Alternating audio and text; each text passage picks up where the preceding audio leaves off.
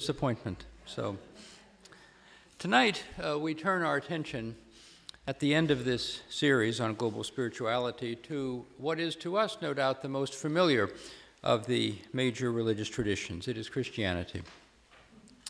So tonight I would like to set the Christian experience in sort of a broad historical and global context, and then we will hear from three local practicing Christians, each of whom has had a serious encounter with another tradition.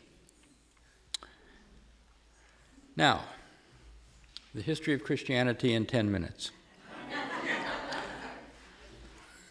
The transformation of Christianity from a small Jewish sect into a world religion begins with St. Paul. He is said to have lived from somewhere around 10 to 65 of the Christian era. Paul argued that the good news of Jesus was for everyone. It was not just for Jews, and furthermore, Gentiles who converted to Christianity were not required, in his view, to follow Jewish dietary law, circumcision practice, and other aspects of Jewish law. In one of his many letters to the early Christian communities in the Mediterranean basin, Paul wrote, "There is neither Jew nor Greek, neither slave nor free, neither male nor female, for you are all one in Christ Jesus." And so Paul set out on his missionary journeys around the eastern Mediterranean to establish small Christian communities consisting of Jews and non-Jews or Gentiles. Mostly they met in homes. So this was a phase of the Christian experience in which essentially house churches were the norm. Now, most of us in the West here, I think, regard Christianity as a European-centered religion. But during the first 5, 6, 7 centuries of the Christian era, most of the followers of Jesus were not in Europe. They were in those areas of the Roman Empire that were outside of Europe, such as North Africa, Egypt, Anatolia, which is now Turkey, Syria, or they were outside of the Roman Empire altogether, in Arabia, Persia, China, India. For example, the Kingdom of Armenia was the first place where Christianity became an official state religion. By the early 4th century, a well-organized church had taken root in southern India. In the 7th century, a Persian monk, a Nestorian Persian monk named Elopen, brought a Nestorian version of Christianity to China. More about that in a minute. By the time Muhammad was born in 570, Christianity was fairly well known in Arabia, and there were a number of Christian converts in Arabia. In fact, one of them was the first person to affirm Muhammad as an authentic prophet. A particularly vibrant center of Christianity took root in Egypt, and it was in Egypt that the monastic tradition of Christianity had its origins. To the west of Egypt, in North Africa, a so-called Church of North Africa furnished a number of the early intellectuals of the church, such as St. Augustine, and a number of the martyrs of the church, such as the famous Perpetua. And then, of course, Christianity became the state religion of the Roman Empire in the 4th century. And from there, later on, it spread to northern and western Europe. But if you were looking around the Christian world in 500 or 600 of the Common Era, it would have been difficult to predict that the future of Christianity lay largely in Europe, rather than in Asia and Africa. And yet, by 1500, that was the case. By 1500, Christianity was largely a European phenomenon, and its earlier and promising Christian communities in Asia and Africa were diminished, defeated, or in some cases, they simply disappeared. How did it happen? The answer, in short, is Islam. The rise of Islam brought much of the Christian world under Islamic rule.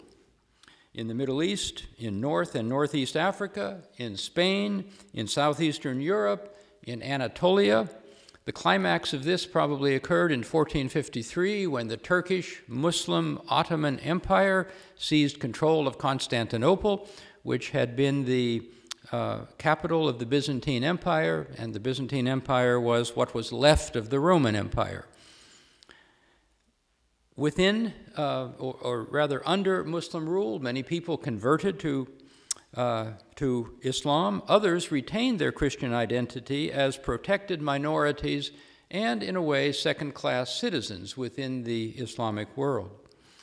But by 1500 or so, Europe was largely by default the center of the Christian world, with small outposts in Ethiopia, Armenia, southern India, and a few other places.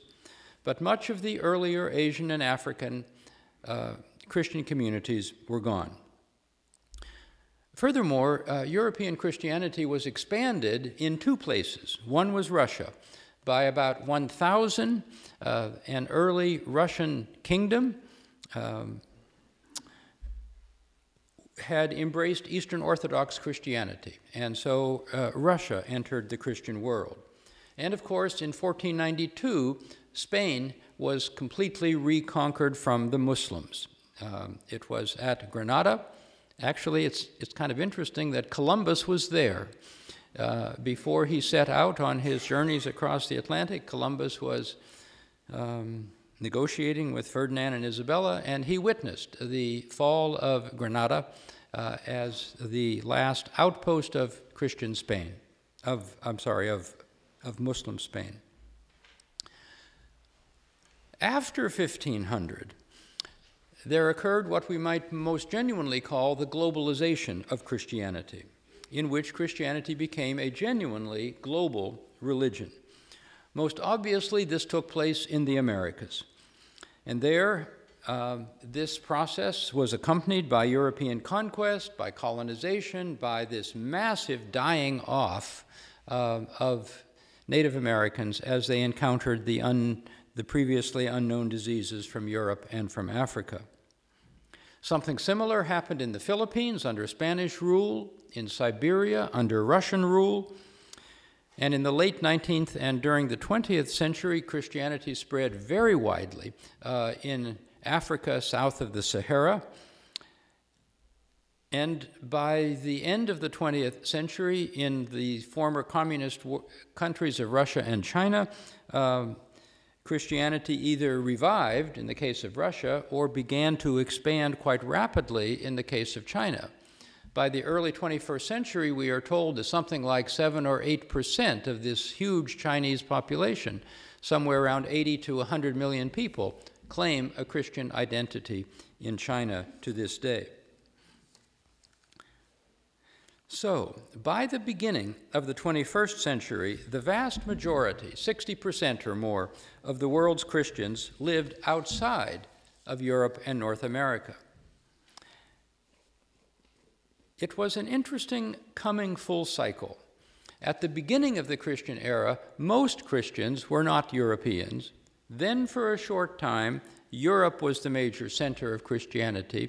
And now, once again, Christianity is primarily a non-European faith.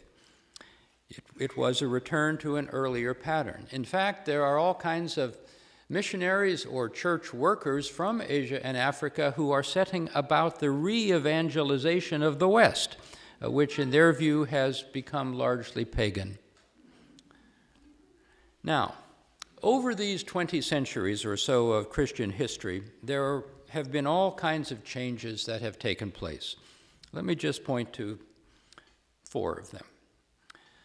Perhaps the most obvious was the transformation of Christianity from a small collection of house churches that St. Paul got started into vast ecclesiastical hierarchical structures with popes and bishops and patriarchs and archbishops and deacons and an enormous ecclesiastical bureaucracy. I wonder if Jesus would recognize the church that he gave rise to. Associated with this was a transition from a Christian movement that was at odds with state authority to an organization that was very much supported by the state. In the Roman Empire, In the Byzantine Empire, in Armenia, in Ethiopia, and elsewhere, Christianity became a state religion, an officially endorsed state religion. Another transition involves women. At the beginning, apparently, from what scholars know, women were fairly prominent in these early house churches. St. Paul lists a number of them in the New Testament. But from that, there was a transition to an all-male patriarchal hierarchy, at least until recently. You will notice that we do not follow that practice in this church. And the fourth major change that occurred in the Christian world was an endless fracturing of anything resembling Christian unity. The book of Acts records an early division between Paul and Peter over the requirements for conversion. The first 3 or 4 centuries of the Christian era witnessed all kinds of doctrinal conflicts over the nature of Jesus, his relationship with God, the nature of the Trinity, which texts should be included in the Bible. There were, early on, separate church organizations in Egypt, in North Africa, in Persia and the Middle East, and in the Roman world. And of course, in the Roman world itself, there was a sharp division between what became the Catholic Church and the Orthodox Church. In fact, by 1054, the representatives of these two churches mutually excommunicated one another. And of course, as we know, that is not a division that has been completely healed. And then, of course, the Reformation shattered the unity of Catholic Europe. And the Protestants that followed have divided endlessly, sort of like amoeba, you know. You get 3 Protestants in a room and they will immediately create 4 churches. So, the Christian world has splintered over the course of its long history. If we had time, we could also review, of course, the various efforts that were made to overcome and to transcend these divisions and to regain an element of Christian unity. Now, over the 2,000 years or so of Christian history, the Christian faith has adapted itself to many different political and cultural settings. I'd like to highlight this with reference to 3 areas. One is Western Europe. The Christianization of Western Europe took place roughly between 500 and 1,000 or 1,100, 1,200. The context for the coming of Christianity into Western Europe was the collapse of the Roman Empire. Any unity that the Roman Empire had provided was now gone. The continent of Western Europe fragmented into dozens of kingdoms, principalities, emerging states. It was the time of feudalism.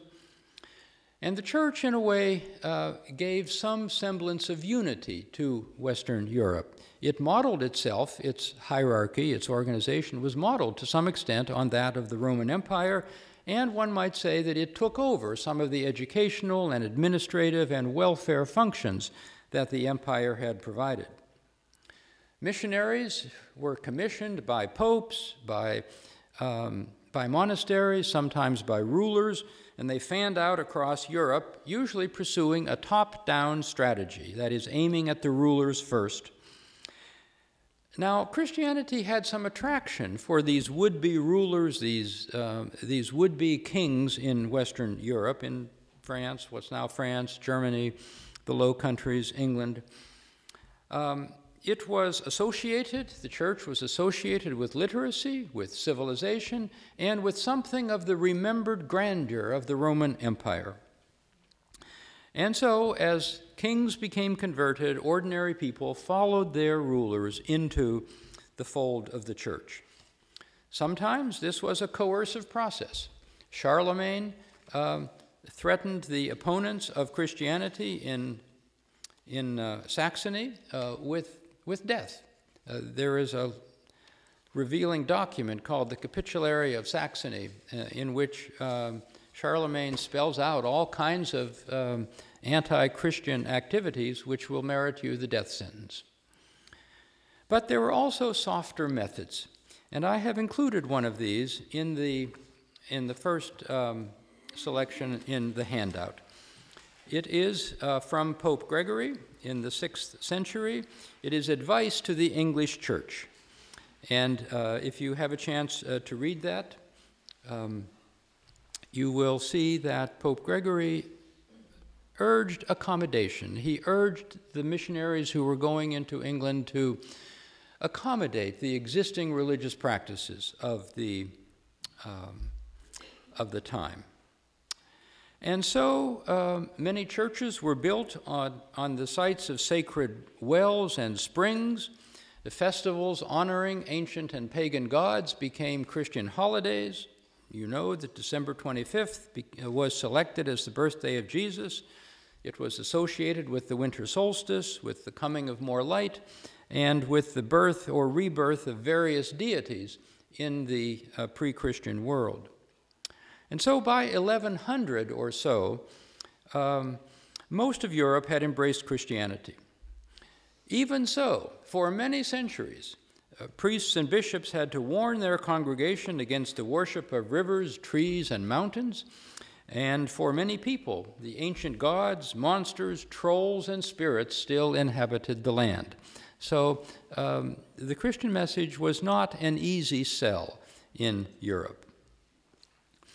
Now, at about the same time as Christianity was taking deep and lasting root in Europe, it was introduced also into China. It came to China from Nestorian missionaries in Persia in the 7th century, and for a time it was encouraged by the leadership of the Ming dynasty in China. It was known to the Chinese as the luminous religion from the West. Now, it did not last, and it did not take deep root in China. But it did generate a remarkable literature which cast the Christian message in Taoist and Buddhist terms. These documents have been discovered during the last century. They have been translated fairly recently, actually, and are known as the Jesus Sutras. I have included in the handout here a series of excerpts from these so-called Jesus Sutras.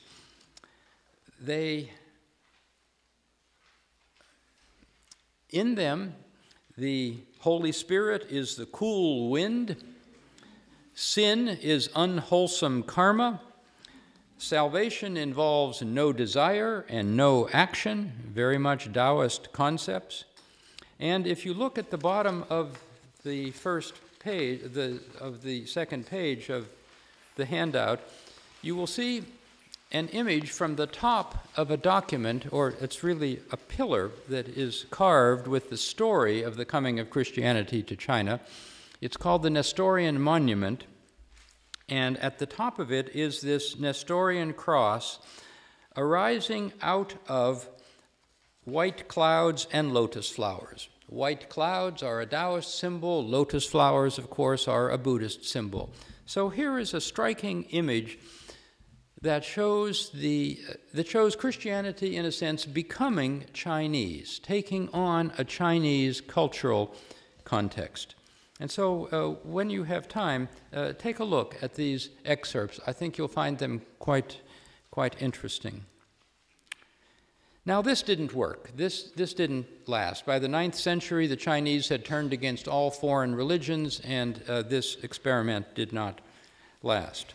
But in the 17th century, the Jesuits brought to China yet another Christian experiment. The Jesuits were welcomed by the Qing dynasty because of their skill in map making, their mathematical expertise, their astronomical skills.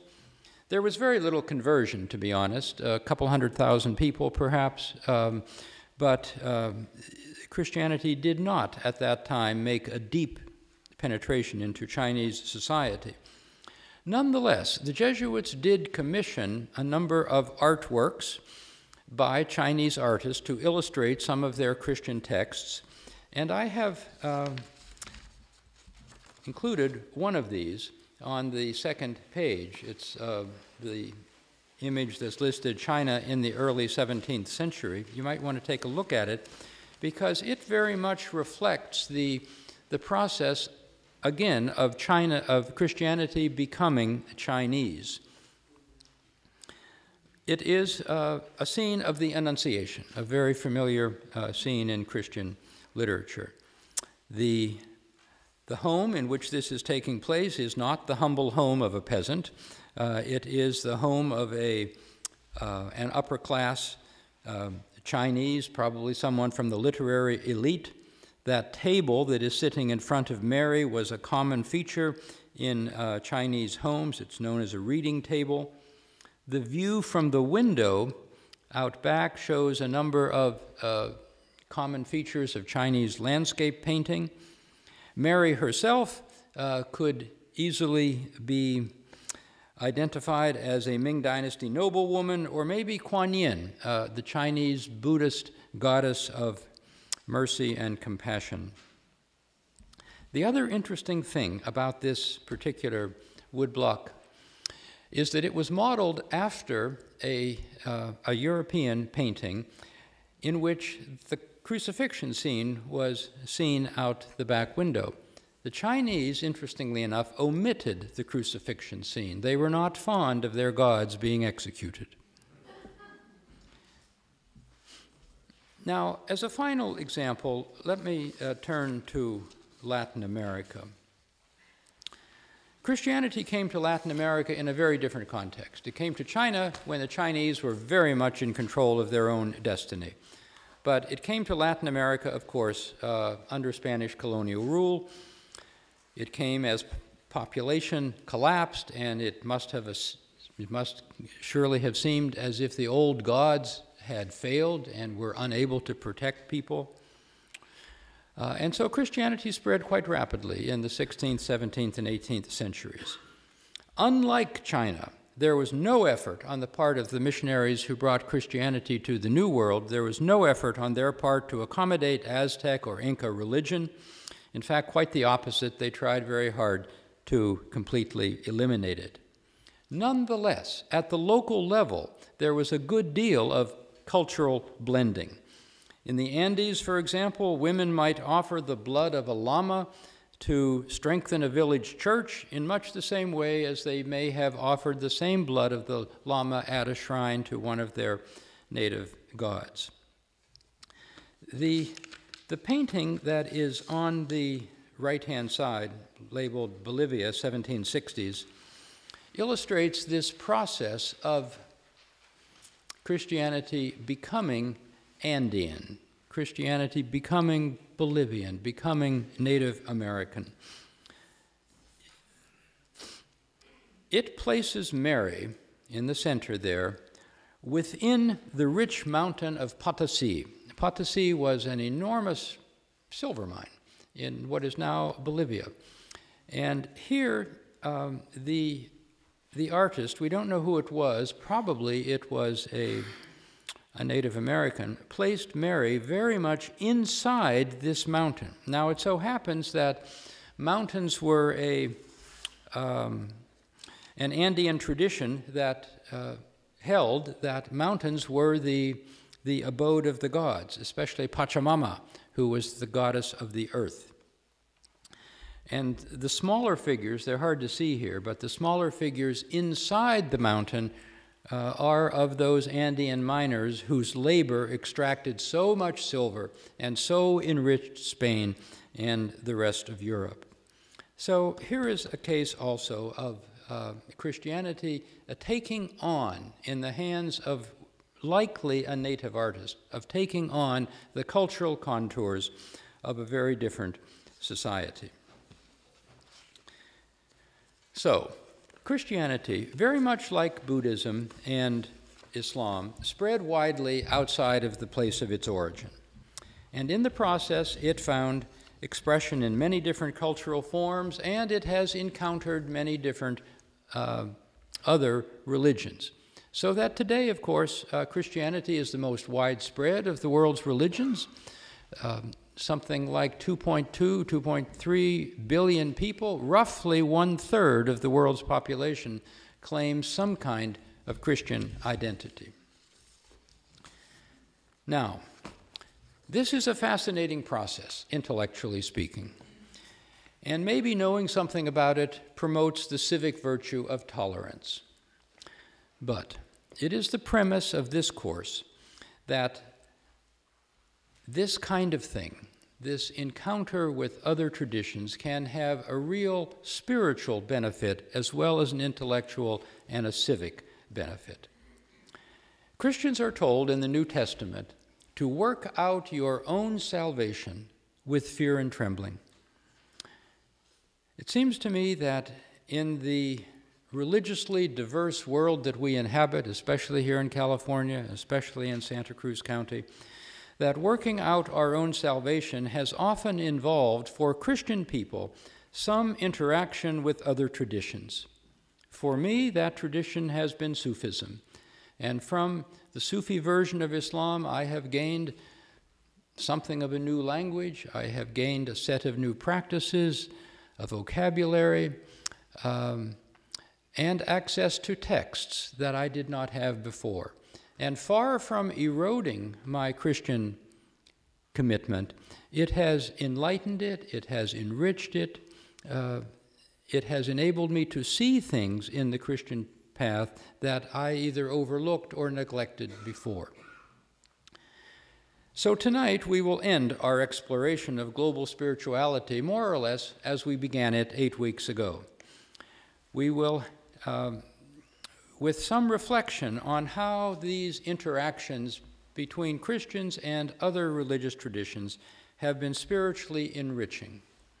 And so we have invited 3 practicing Christians locally from our community to reflect for about 10 minutes each on their own spiritual journeys and on their encounter with other traditions. We'll start with Ziggy Rendler-Bregman from the Holy Cross Church, and then Peter Ogilvie from this church, the La Selva Beach Community Church, and finally we will hear from Carmela Dautoff, whose home base is the Resurrection Church in Santa Cruz. After they have spoken, we will have some time for comments and questions, if you have them, from you folks, and then our minister, Jane, will conclude with a few summary remarks of her own. So, Ziggy, welcome to La Selva. Yesu, Jeje Namo, Yesu, Yesu, Jeje Namo.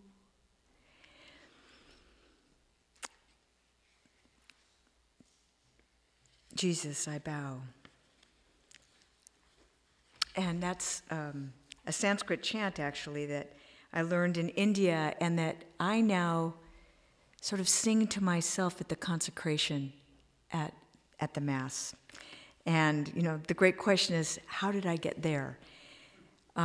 This is indeed a journey. And my kids, I have 3 adult children, say, "Mom, you're not a normal Catholic." Whatever that is. And so I'm going to tell you really quickly, I'm from a family of 9 kids, Irish, German, grew up in LA, Catholic educated through high school. And I was lucky to be formed in my high school years at Immaculate Heart High School. Some of you might know of the Immaculate Heart community, in the late 60s, right about the time of Vatican II, who showed me what it is to be a Catholic woman in the U.S. at that time. And they, when I was a freshman, were in complete habit, and by the time I was a senior, they kind of looked like me. But I needed to leave that whole Catholic bubble that I had been in, and what did I do? I came to UCSC, Sex, Drugs, and Rock and Roll, much to my parents' dismay, where I encountered a highly intellectual community, an artistic community, and I started meeting Jews who I had not ever really interacted with. And I fell in love with a Jew. And I married a Jew. And I was married by a rabbi and a Jesuit. And then we had 3 children. And then we get to figure out, how do you do that? Early time in my 20s, I was what today people say spiritual but not religious. So I had sort of left some of my practice, some of my, all that tradition thing behind. Until, you know, the inevitable death of a parent, where one draws back into, what is it? So I returned to the Catholic Church, finding it all very familiar, and at the same time missing something. But what caught me was scripture study, and I'm a poet, I love the word, and some of you may know Father Mike Marini, who's retired pastor from Holy Cross. He is a scripture scholar. I became completely immersed in scripture, and joined a kind of with the Episcopal Church, was doing something called Education for Ministry, where we really probed the word. And that hunger and expansion in my own journey, I was introduced to Lectio Divina, which many of you probably know is a sacred reading of text, and meditation with that. Kind of made my first retreat in my early 30s. In our family life, we did this blend thing where we always had the menorah, and we had it on the mantle with the creche. We did Passover and took the kids to temple for Rosh Hashanah. And I was reading Matthew Fox and Thomas Merton and Henry Nouwen and other Catholic scholars. But there's that point where when the student is ready, the teacher comes. And for me, that was when our pastor at Holy Cross took a sabbatical, and Father Cyprian, the Camaldolese monk, who some of you maybe have heard for the opening of this series, came as kind of a substitute at Holy Cross. And it blew open my whole practice, and his teaching. Who is this person? What is he talking about? And his theme of spirit, soul, and body, the universal call to contemplation, and introduced me to the writings of Father Bede Griffith, who was a Benedictine monk who went to India in the 40s and established an ashram in southern India called Shantivanam. I had the privilege of going there with Father Cyprian and a number of other friends, one of whom I see here in the community tonight, Tim. Hi, Tim. And we had the opportunity to visit this Catholic ashram, and again, it was like, what am I doing here? And celebrating the Mass, sitting on the floor, singing bhajans, this integration of this practice in connecting it to my Catholic heritage. And I came back with just a profoundly different understanding of what the Catholic Mass was about. And through Cyprian, we formed a small Christian community where not only were we probing the sacred texts of India, the Bhagavad Gita and the Upanishads, and really trying to understand them intellectually, but we were praying them. We were singing the Psalms, and we were praying with Indian Sanskrit, and most importantly, we were sitting in silence. And this is, of course, Cyprian's whole thesis that, through Bede, is that it's in the cave of the heart, that this place that all the universal, traditions, religion, there is that place that we all share in the cave of the heart. And so that was, a whole new vocabulary for me. And oddly enough, I was at the same time in sort of because the cultural thing, I began a practice of yoga, but I didn't understand what that was. That was just you should start stretching more, but then there was this whole spirit, soul, and body. What did the body have to do? The incarnation, it's about the body. And what does my body have to do? I mean, when I was 14, it was, you were told you're the temple of the Holy Spirit, you know, and that was to be chaste. But there was something else about the body. And then I got to start connecting, yoga as the spiritual practice. And that informs my ability to sit in meditation for breath and posture. And suddenly that's turning, and my posture for prayer completely changed. So now I'm going down to the Hermitage down in Big Sur, where Father Cyprian is from, the Camaldolese, and I'm sitting in meditation with the monks there. And the practice just keeps deepening, that it's in, what is it? And then finding that in my Christian tradition, it was already there. The Desert Fathers, the practice of silence and contemplative prayer was just right there in my own Christian tradition. So, there's like this merge that started to happen, and, I've got the sort of the role of my Catholic tradition, and at that point was still exposure to the Hinduism, and then sneaks in over here is Buddhism. Whoa, wait. Right next door to Holy Cross is the Santa Cruz Zen Center. So what does Ziggy do?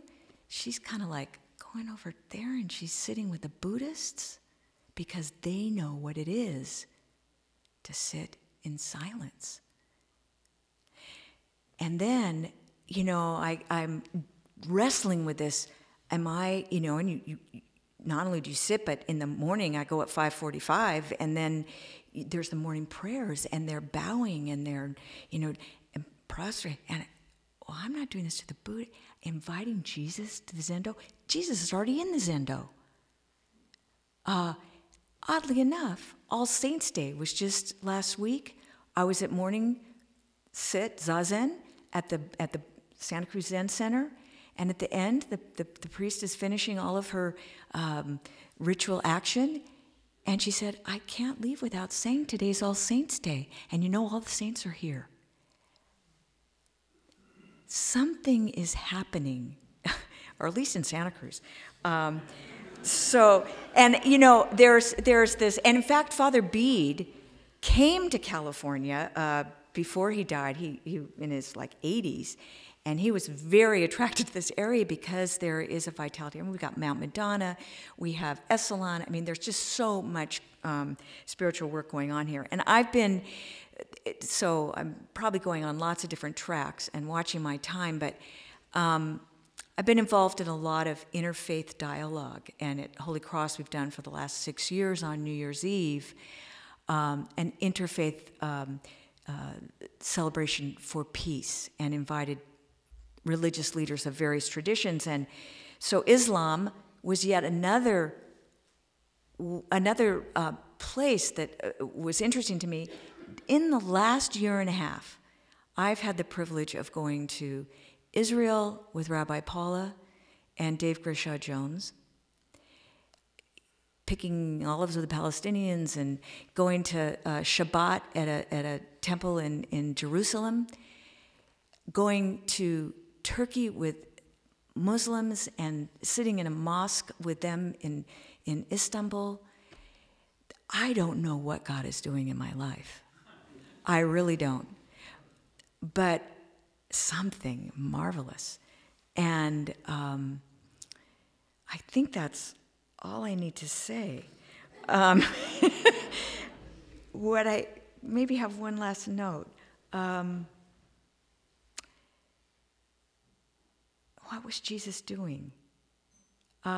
He never stopped being a Jew. He just stepped into the circles around him to see what was going on and who needed what. And he then went to the mountain to pray and came back down over and over again. He could pray with and for anybody. The cultural differences weren't really that different. And I just brought sort of, just to kind of show you when I sit down what I face or what I hold. I do the daily breviary.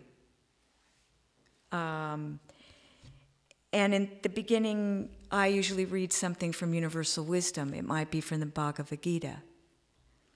or it might be from the Upanishad. I chant the Psalms. I read the Gospel, and I sit. Thank you. Me, I'm just a guy. I'm living my life, acting, having the same trouble and difficulties and joys as everyone else. And I have had, for almost all my life, a parallel, internal path that I never talk about, or only very briefly talk about, that I don't reveal. And I suspect that many of you in here have a similar thing going on inside. We don't talk about these things.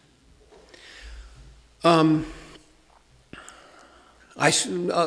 brief, to address Bob's theme, sort of, I was a Christian young boy in Sunday school.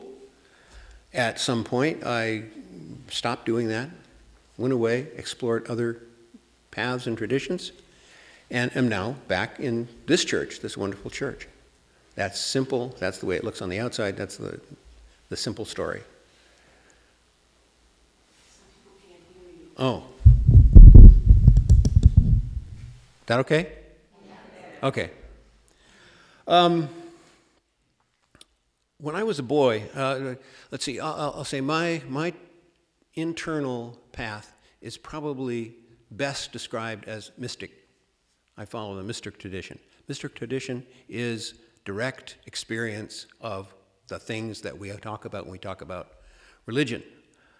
And I come at the end, not the end of my life, but at this point in my life, which is approaching, I sort of I'm happy with that description, the mystic tradition. Mysticism is not, for me, mysterious sayings and weird, non-understandable statements by people. It's, as I say, it's search for experience. It's search for answers. I was brought up in a home. My dad was a serviceman, a Marine, and we moved a lot. And as we moved, we went to different churches. We went to the church that was the Protestant church that was nearest to us, the community church, the Presbyterian church, the Methodist church, probably a UCC church. I don't know because I was just a little kid. And I went to Sunday school regularly. My mom was very strong in having my brother and I go to church and Sunday school. As we went, I noticed, and I was like 10 or 11 years old, 9, 10, 11 years old, that people had different emphases on different aspects of God and what was going on. One of them was the Trinity. They held it differently. They talked about it differently. And I didn't get it because they're talking about, for instance, one God, and yet 3 names, 3 different aspects. They didn't say aspects. And I would question that. And I questioned other things. And the answer I got was, by and large, was, oh, that's just a mystery. Now, when I was a kid, I was only a kid, and kids aren't real verbal in their thoughts. But my feeling about that's just a mystery is, oh, you don't know then. And that's okay. And what I was doing in church and Sunday school was nice. It was pleasant, but it didn't feed me. There was something missing, and I really didn't like that. All this stuff that was a mystery that people didn't know, and I drifted away, and pretty far away. And as I came to the end of my teens and early 20s, I was aware of the suffering of people, and generally all the stuff that was going on in the world. This was the early 60s. We weren't in Vietnam yet, but there was a lot going on in the world that was really unpleasant. And I came to the point where I said, I can't see any reason for continuing this, and I'm going to give myself a year, and if I don't find any reason to continue this, I'm going to kick out. I was a surfer that we kick out at the time. And close to the end of that year, I found myself one day, this is going to be hard, walking by the shore, and there was a sunset. It was a sunset. There's sunsets a lot. I was in Southern California, and I liked sunsets. It wasn't very. I was also a fraternity guy in college.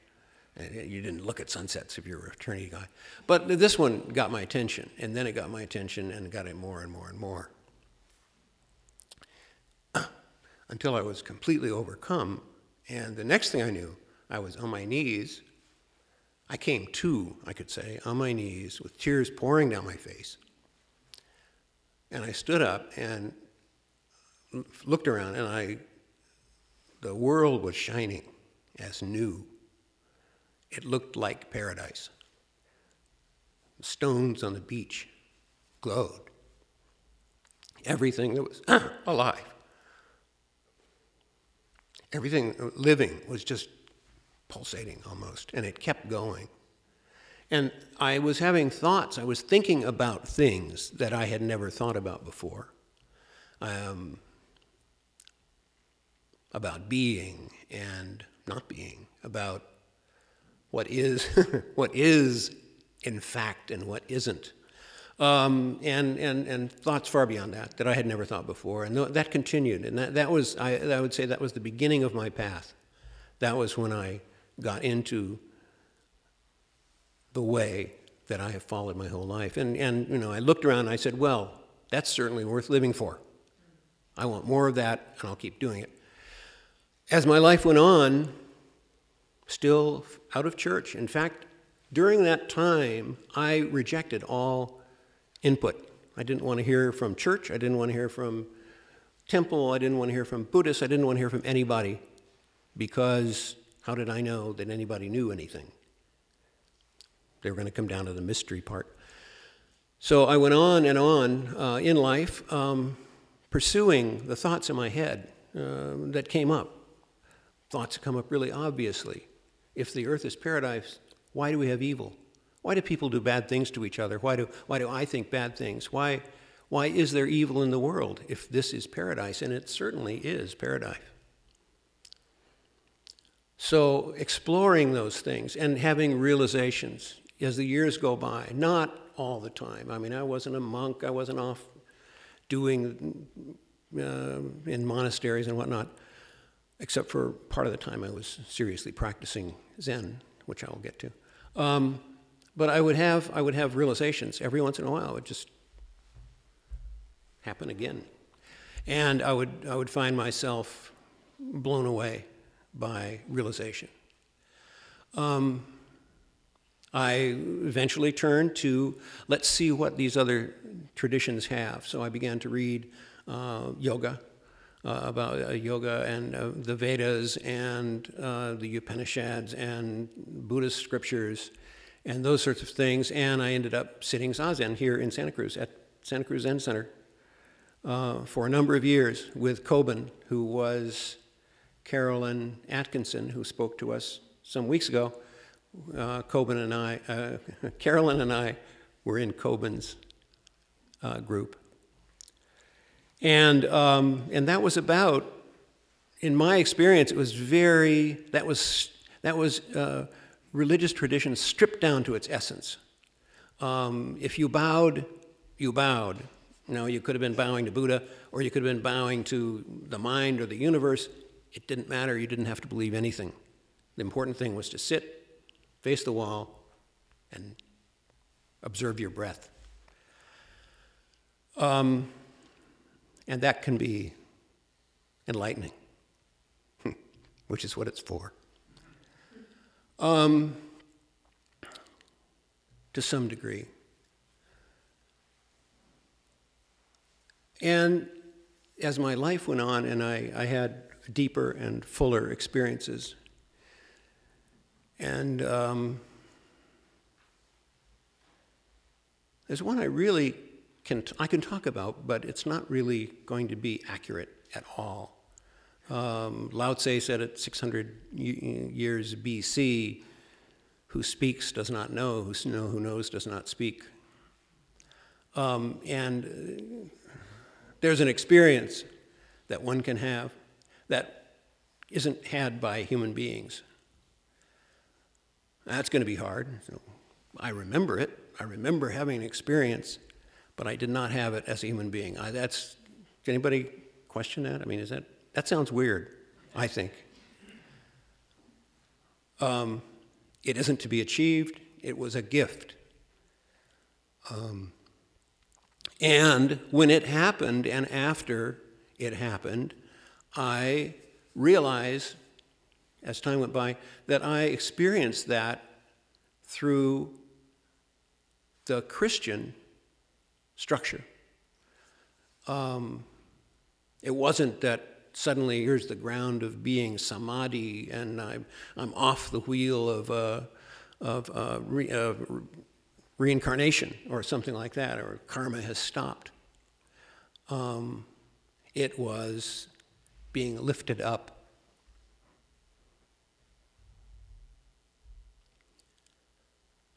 With no body, with no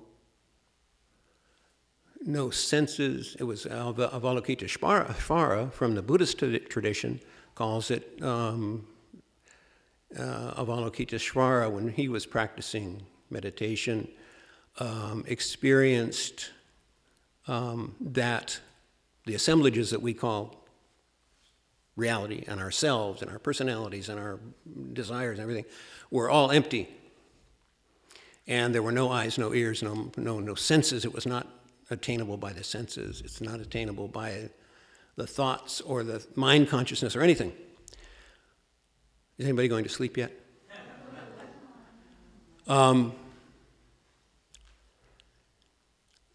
That's the way they would see it, and that's sort of like what me, but not me.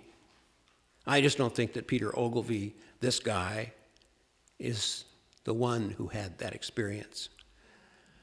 And we can talk about soul. I could talk about soul and that sort of thing, but that's a return, the structure, the words, the concepts of this church and the Christian tradition, all the way from the beginning, is the way that the only way I can hang my experience. It's my only context. Now, Father Cyprian talked about this experience. He said there's one experience, and he held his hand like that. And this is the one, and then all over the world they have different expressions of it, different thoughts of it. Swami Vedananda talked about experiences like this all over the world, and how they express themselves through the different cultures in which the person happens to find themselves. My experience is based in Christianity. And so I felt lifted up. If I had to say this, and it may not be the right, I felt like I was in the mind of God in an ocean, an infinite ocean of bliss, which is behind this, which is not a dream, which is this, now, here, all the time, this ocean of bliss. And I know that 100%, no doubt. Not that I thought it up or made it up or something like that. I just know that that's true. So I come from there to this church with Jane and these people and bring that here. And it helps me understand it, and I pursue it. I push it. I'm pushing it further all the time. How does evil arise is very important to me, because we do such terrible things to each other, and it's so unnecessary. And many of the questions that the answer to which the standard answer is, that's a mystery. For me, I want to find out about that. I want to find out what that means. When we talk about Jesus being the Son of God, what does it mean, Son of God? When we talk about him being the Son of Man, now that's a mystery. What is that? What is that? What is the Son of Man? What does that mean in the big original meaning? those things are my path. I follow those questions. And I follow them here in this Christian church. Thank you. Very short. Okay. So it's good to be here. I was asked to talk about my experience of being in an interfaith marriage and the effect that it's had on my spiritual journey. I'm an Italian Catholic, married to a Jew. We couldn't be in a better age or a better area to be in an interfaith marriage. I'm a member of Resurrection Catholic Community, have been an associate member of UCC, and a member of Temple Beth El for the past 9 years since my marriage to Steve. I like to think of my Catholicism with a small c, meaning universal. Steve and I actually met in a spiritual companionship interfaith group over 20 years ago, where a few of us gathered to share our experience of the holy. When Steve and I married, almost 9 years ago, the leader of that group performed the ceremony. UCC ministers sang the opening song and read Sufi poetry. Rabbi Rick blessed the bread, and my priest sang the Jewish blessing from Fiddler on the Roof. It was rich with so many graces. My nun friends like to call Steve my other Jewish boyfriend. I had always been a seeker of the wisdom tradition, reading the mystics of every faith and finding and collecting gems along the way. Having had over time a Jesuit, a Benedictine, and a Sufi spiritual director, my knowledge of God was always expanding, and my experience of God as a Carmelite secular was very romantic. I think of Jesus as my Lord, my teacher of the wisdom that keeps me leaning to the good. I think of him as so full of the holy as to be holy. I think of the God of many names as the force of life and the source of love, and my beloved.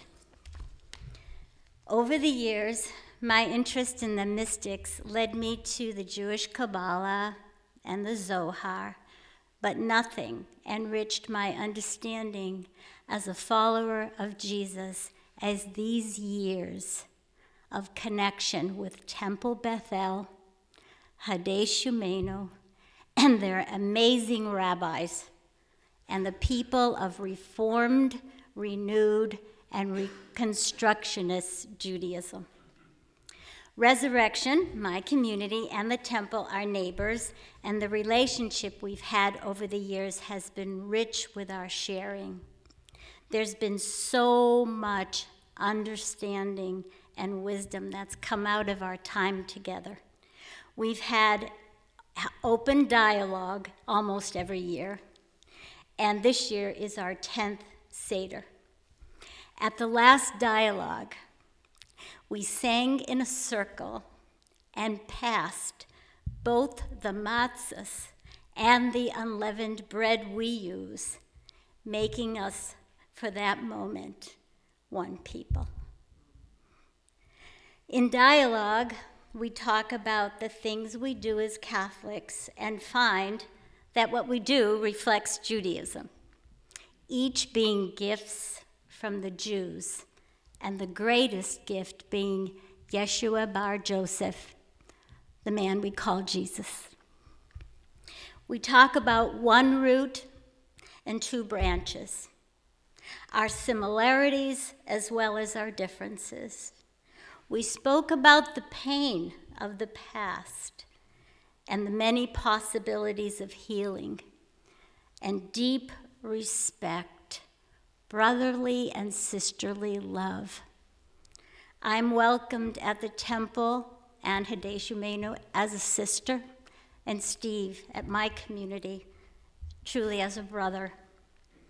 And Jesus becomes always for me more and more and more Jewish. And I begin to understand him in ways I hadn't thought of. And my Catholicism has truly become rich and full. When I'm at temple, I read the English translation of the Hebrew, and there's the words of Jesus.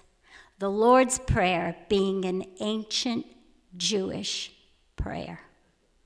The love for God and neighbor, and the great commandment to do good, heal the world, what Jews call tikkun olam.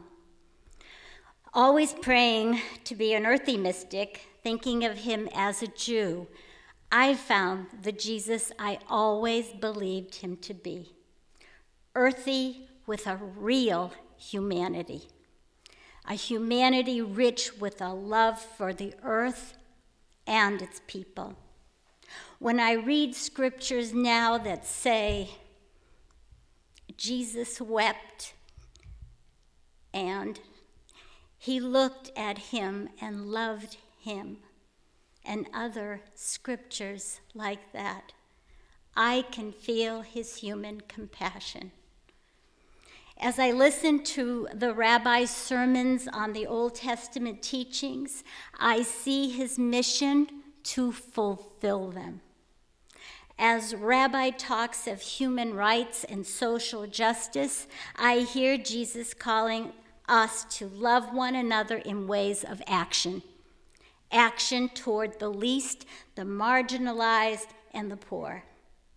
I think of Jesus as so full of love and compassion as to be love and compassion.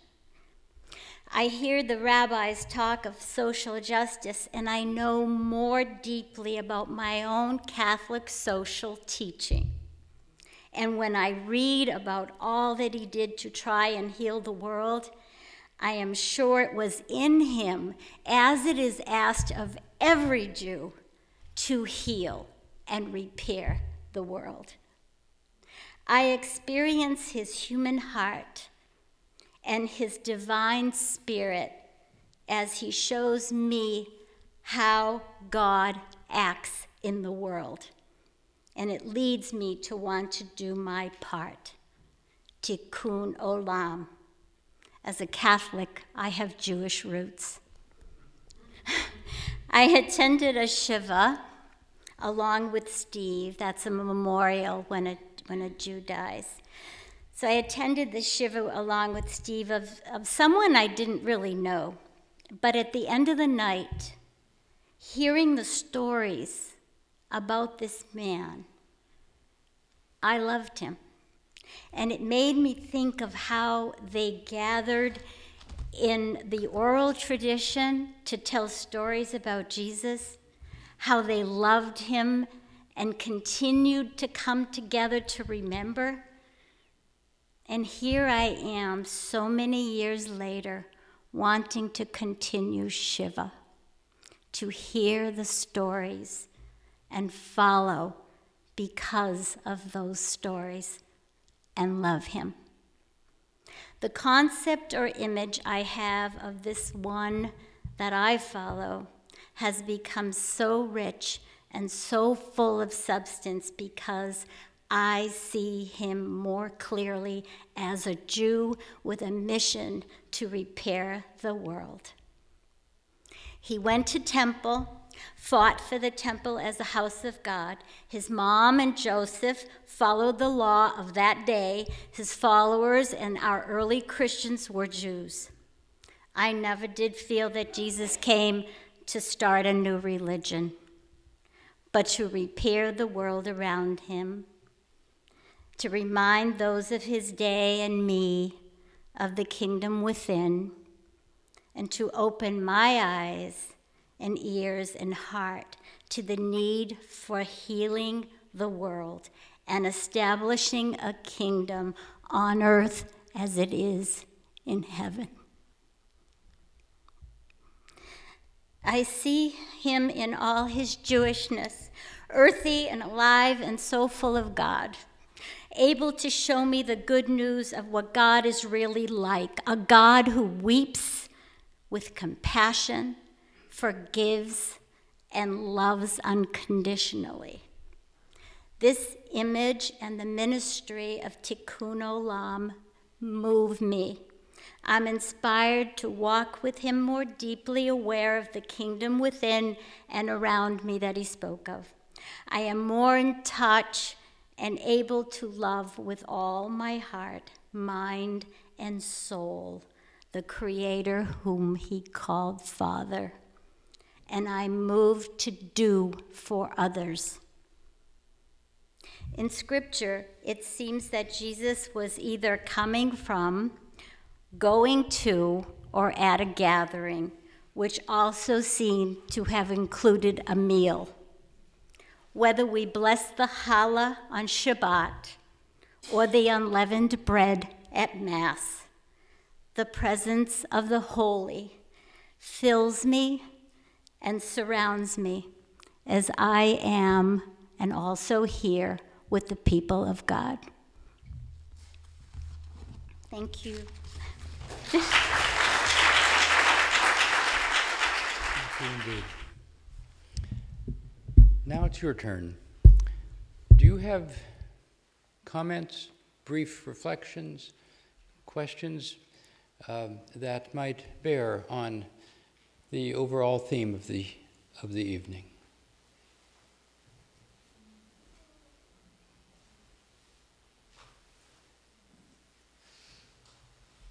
Thanks for the whole series. Oh, well.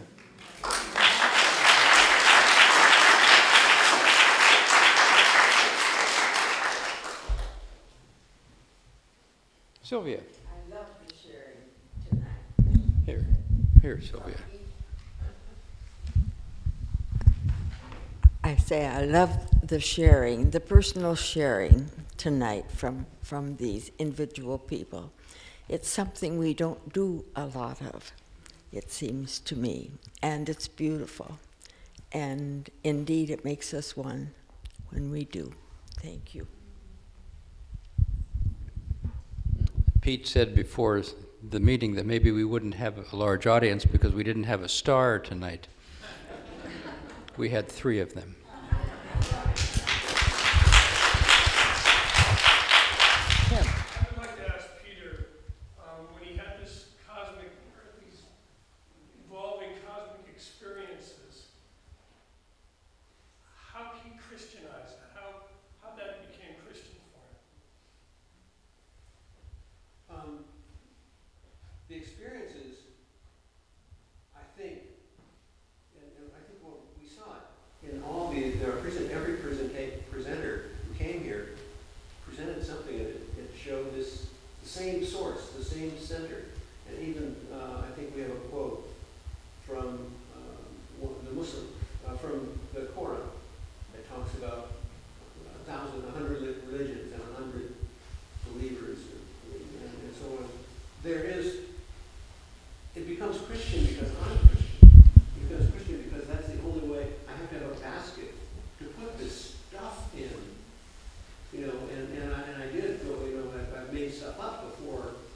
Just I had to have something, a way to understand it, and I think my path is less about searching for answers as it is about trying to understand the answers I'm given and putting that in. Thank you.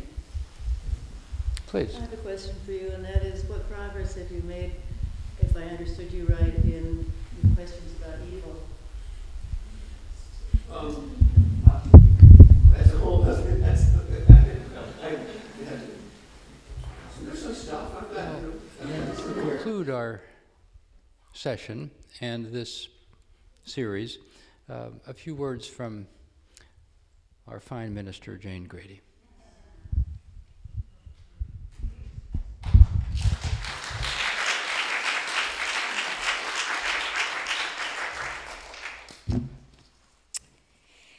After preparing some remarks for tonight, I realize that most of them are not really necessary after hearing from Ziggy and Carmela and Pete, your question or comment, Bridget. I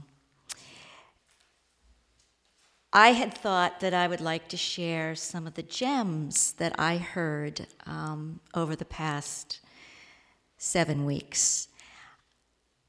Mainly because I thought, as I shared my gems, it might cause you to reflect on some of the gems you heard. But I know that you can do that without me sharing the gems I heard.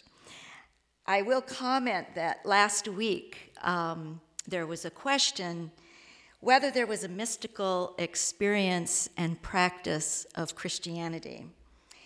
And I had a whole piece on that, but we had 3 mystics stand up here, so I'm not sure that that's necessary either.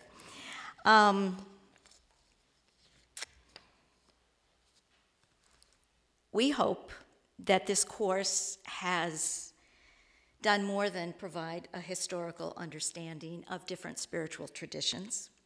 We hope it's given you a taste of the devotion that others experience on their path.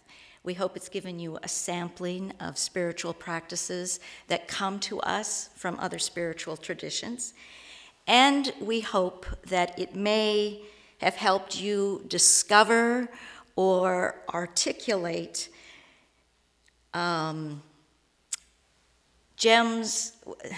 discover gems of truth that articulate your human experience and also your experience of the divine. In my own United Church of Christ tradition, I cherish the words from one of the founders of the Congregational Church, who was a minister to the Pilgrims, John Robinson.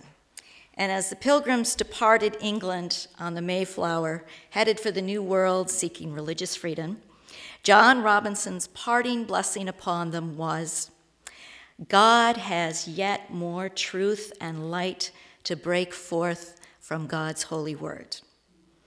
And I understand this assertion to mean God's revelation cannot be confined to Scripture, to a creed, to a pope or particular religious body, or to a unique event or period in history.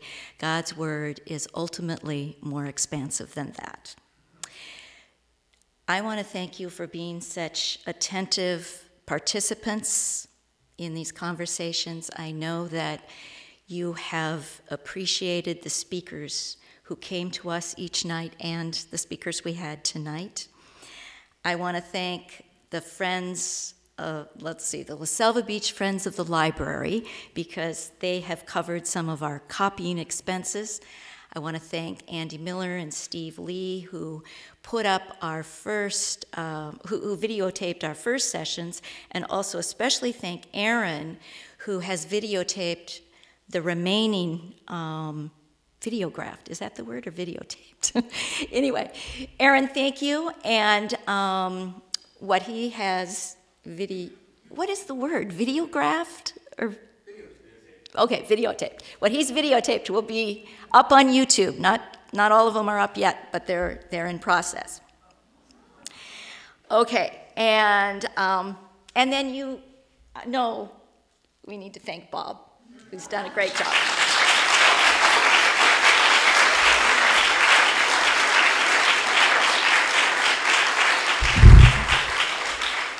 So I want to close with a prayer by Mary Lou Kaunaki and Joan Chittiser's reflection on that prayer, both of which have been included in a book called A World of Prayer: Spiritual Leaders, Activists, and Humanitarians Share Their Favorite Prayers.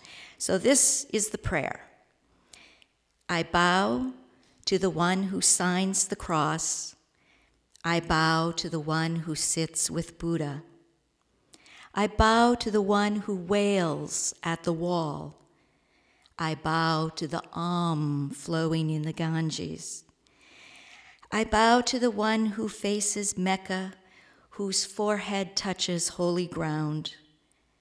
I bow to dervishes whirling in mystical wind. I bow to the north, to the south, to the east, to the west. I bow to the God within each heart. I bow to Epiphany, to God's face revealed. I bow, I bow, I bow. Now Joan Chittister, reflecting on the offering of this prayer, writes, "My prayer is that those who make the journey, this wandering into the spiritual insights of other whole cultures, other whole institutions of spiritual life, and other whole traditions of holy ones, that those who make the journey become aware of our God and our world in a new way. May the effect of saying such a prayer be an enlightening one.